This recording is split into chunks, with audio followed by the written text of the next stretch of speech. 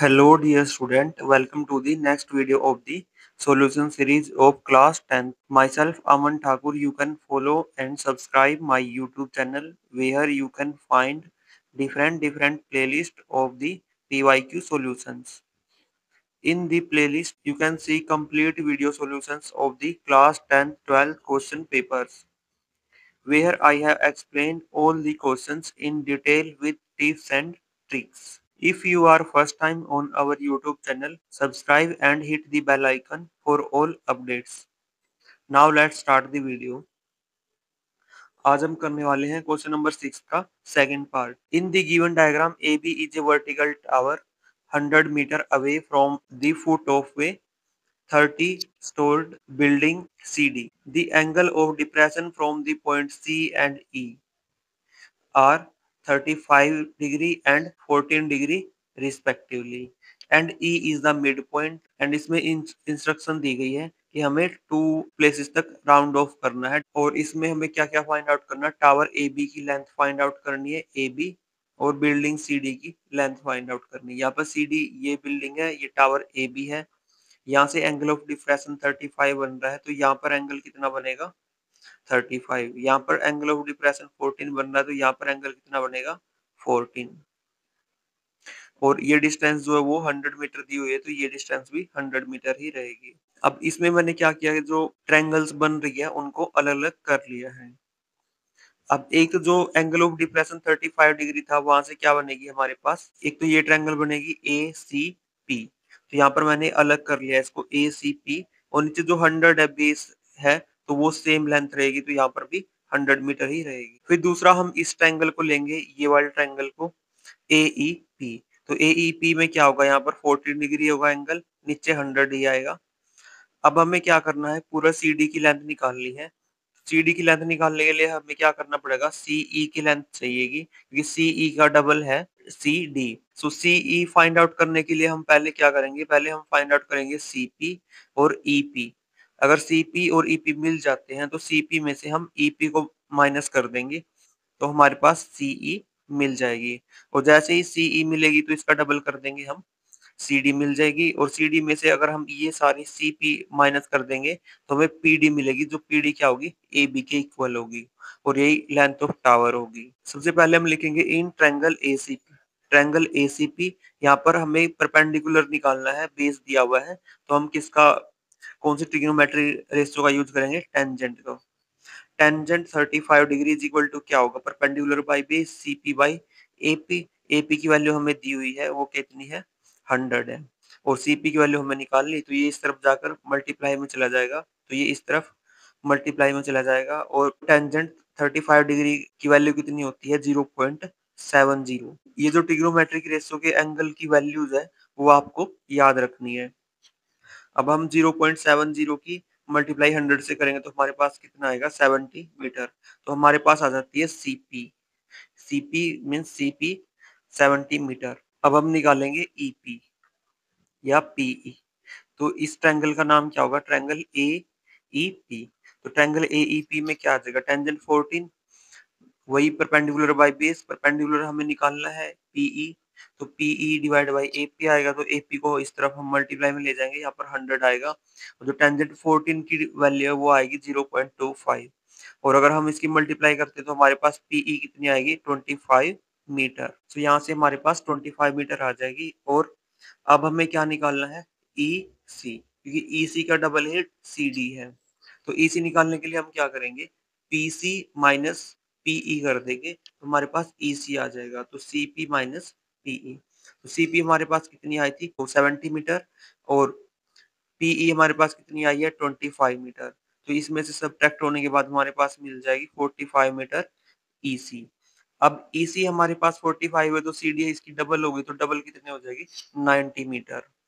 अब हमारे पास जो लेंथ है, जो सेकंड है, सेकंड जो पार्ट था बिल्डिंग की हाइट हमें फाइंड आउट करनी है तो ये हमारा पार्ट है वो यहाँ पर कंप्लीट हो चुका है. टावर की हाइट निकालने के लिए हम क्या करेंगे, जो पीसी है या सीपी है, सीपी की लेंथ है जो सीडी में से माइनस कर देंगे तो हमारे पास पीडी बचेगा. तो PD is equal to CD minus CP. So इसमें से 90 माइनस 70 चला जाएगा. 70 मीन्स पीसी की जो वैल्यू आई थी वो. पीडी हमारे पास आ जाएगा 20 metre. Since AB is equal to क्या है, पीडी है, तो AB की वैल्यू भी कितनी आ जाएगी, 20 मीटर। लास्ट में लिख देंगे हेंस, जो फर्स्ट में पूछा गया था, length of AB is equal to 20 metre and length of CD is equal to 90 metre. इस तरीके से आपको इस क्वेश्चन को कंप्लीट करना है। अब हम चलते हैं नेक्स्ट क्वेश्चन पर, क्वेश्चन नंबर 7। क्वेश्चन नंबर 7 का फर्स्ट पार्ट है, use it graph paper for this question. तो इसके लिए हमें ग्राफ पेपर यूज करना है। Take 2 centimetre is equal to 10 marks along one axis and 2 centimeter is equal to 10 student along other axis। तो student के लिए हमें 2 सेंटीमीटर यूज करना है और मार्क्स के लिए भी हमें 10 मार्क्स के लिए हमें क्या यूज करना है, 2 centimetre. And draw a histogram for the following distribution which give the marks obtained by 164 student in a particular class। So इसमें हमें हिस्टोग्राम बनाना है। उसके बाद and hence find the mode, और इसके बाद हमें मोड भी फाइंड आउट करना है। सो जो गिवन डाटा है, अब इसमें आपको हिस्टोग्राम बनाते टाइम ये याद रखना है, जो भी प्रोग्रेसिव डाटा दिया हो, जैसे ये मार्क्स जैसे बढ़ते जा रहे हैं, असेंडिंग ऑर्डर में जो डाटा दिया हुआ है उसको हमें एक्स एक्सिस पर लेना होता है, और जो जिग जैग टाइप में दिया होता है, मीन्स जो रैंडमली जो डाटा आता है कम ज्यादा जिसकी वैल्यू होती है, तो उसको हमें वाई एक्सिस पर लेना होता है। तो यहाँ पर जैसे जो प्रोग्रेसिव है या फिर असेंडिंग ऑर्डर में जो डाटा, वो कौन सा, 30 40 40 टू 50 50 टू 60, ये इसको हम एक्स एक्सिस पर लेंगे और इसको हम वाई एक्सिस पर लेंगे। अब जैसे इसमें मैंने यहाँ पर बिना ग्राफ के ही हिस्टोग्राम बनाया हुआ है यहाँ, तो यहाँ पर मैंने ये एक्सिस ली है, एक्स एक्सिस, तो ये क्या है, हमारे मार्क्स है, और इसका एरो हम ऐसे दिखा देंगे। और ये हमारे क्या, नंबर ऑफ स्टूडेंट, तो यहाँ पर आप लिख देंगे नंबर ऑफ स्टूडेंट, और इसका एरो ऊपर की तरफ कर देंगे। अब यहाँ पर हमने नंबर ऑफ स्टूडेंट कैसे लिए, जैसे जैसे 10 20 30 40 50 60 70। अब यहाँ पर लिया हुआ है कि 2 centimetre is equal to 10 marks. तो अगर आप जब ग्राफ का पेपर का यूज करेंगे तब आपको लेना है, जो 2 डिब्बे होंगे मीन्स 2 सेंटीमीटर तक के हो गए, तो यहाँ पर 10 आएगा जब आप ग्राफ लेंगे, ग्राफ पेपर में करेंगे। तो मैंने इसमें कम जगह की वजह से इसको यहीं पर कर दिया है। तो यहाँ पर ऊपर आपको स्केल भी लिख देना है साथ में, स्केल। अब जैसे ये है जो वाई एक्सिस पर है, तो वाई एक्सिस का क्या लिखेंगे, वाई एक्सिस, और इसके लिए हम लिख देंगे 2 centimetre is equal to 10 mark. फिर हम लिखेंगे एक्स एक्सिस के लिए, एक्स एक्सिस के लिए क्या लिखेंगे, 2 centimetre is equal to 10 student. तो यहाँ पर हमें ये स्केल भी लिखना है। स्केल हमें बाद में लिखना, पहले तो आपको याद रखना कि स्केल हमने क्या लेना, वो ड्रॉ कर लेना है, और बाद में आपको स्केल ऊपर लिख देना है। क्योंकि अगर आप पहले लिख देंगे तो क्या पता हिस्टोग्राम है वो उसके ऊपर ही चला जाए, तो फिर आप उसको बाद में फिर आपको उसको रफ करना पड़ेगा, फिर उसको दूसरी जगह पे लिखना पड़ेगा। तो इसलिए आप इसको ध्यान रखें कि इसको एक साइड में लिखें, और इसको हो सके तो आप बाद में लिखें, ताकि बाद में लिखेंगे तो अच्छा लगेगा एक साइड लिखा हुआ। अभी जैसे हमने यहाँ पर 10-10 का जो डिफरेंस लिया, यहाँ पर भी 2 सेंटीमीटर का डिफरेंस है हर एक इंटरवल में, और यहाँ पर भी 2 सेंटीमीटर का डिफरेंस होना चाहिए। तो जो हमारा फर्स्ट डाटा है, फर्स्ट डाटा में क्या है, 30 टू 40 में कितना, 10, नंबर ऑफ स्टूडेंट 10 है। सो 30 टू 40 में हम कहाँ तक लेकर जाएंगे, 10 तक, मीन्स इसके यहाँ तक।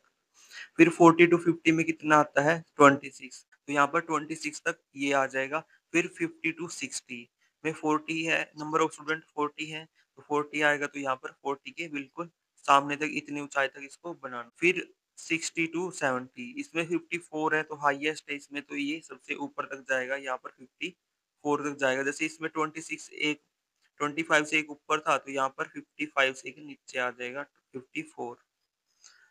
फिर जो लास्ट है 70 टू 80, इसमें 34 है, तो ये 34 तक चला जाएगा। तो इस तरीके से हमें इसको हिस्टोग्राम को बनाना है।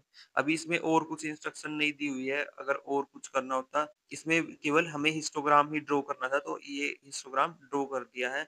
अब इसमें आप कोई डिजाइन भी क्रिएट कर सकते हो, यहाँ पर अगर कुछ आपको, अगर आपके पास एग्जाम में एक्स्ट्रा टाइम रहता है तो आप इसको अच्छे से बना सकते हैं, अदरवाइज आप ऐसे ही छोड़ सकते। अब हम मोड फाइंड आउट करेंगे। मोड फाइंड आउट करने के लिए हम क्या करते हैं, जो भी फ्रीक्वेंसी दी होती है, तो ये जो है ये फ्रीक्वेंसी है, तो इसमें से हमें हाईएस्ट फ्रीक्वेंसी देखनी होती है, जैसे 54 आया हुआ है, तो इससे ही हम मोड की वैल्यू निकाल लेंगे। तो मोड में ये क्या होगा, F1 इससे पहले वाली जो वैल्यू होती है वो क्या होती है F0 और नेक्स्ट वाली F2, और डिफरेंस जो आएगा वो 10 आ जाएगा, और H की वैल्यू क्या ओ L की वैल्यू क्या होती है 60। तो यहीं से हम इसका मोड निकाल लेंगे। वैसे अगर आप इस टेबल को आंसर शीट पर अगर बनाना चाहें तो आप बना भी सकते हैं, और अगर नहीं बनाना चाहें तो नहीं भी बना सकते, क्योंकि यहाँ पर मोड ही निकालना है, और मोड निकालते वक़्त यहाँ पर कुछ मॉडिफाई हमें नहीं करना होता, तो इसलिए हम डायरेक्ट मोड निकाल सकते हैं। अब मोड में हमारे पास h की वैल्यू क्या है 10 है, f1 हमारा 54 है, इससे पहले वाली वैल्यू क्या आएगी f0 40, f2 34, L क्या आएगा 60। तो मोड का फॉर्मूला क्या होता है, mode is equal to L plus F1 minus F0 divide by 2 F1 minus F0 minus F2, और मल्टीप्लाई में H। तो इनको हम यहाँ पर रखेंगे, और इसको इसकी अगर हम कैलकुलेशन करते हैं तो क्या आएगा 60 प्लस 14 डिवाइड बाय 34 मल्टीप्लाई 10। तो इसकी अगर आप कैलकुलेशन करते तो हमारे पास क्या आ जाएगा 64.12। अगर आप कभी भी मीन मोड मीडियन निकालते हैं तो आप उसके आंसर में अप्रोक्सीमेट जरूर लिखें, क्योंकि इनकी वैल्यू हमेशा अप्रोक्सीमेट होती है। तो इसमें लास्ट में आपको अप्रोक्सीमेट लिख देना है। रेस्ट क्वेश्चन है जो वो नेक्स्ट वीडियो में करेंगे। अगर आपको हमारी वीडियो अच्छी लगे तो वीडियो को लाइक करें और चैनल को सब्सक्राइब करें, और अगर आपका कोई डाउट है तो आप कमेंट बॉक्स में कमेंट कर सकते हैं। हमारी तरफ से आपके कमेंट का जल्द से जल्द रिप्लाई दे दिया जाएगा।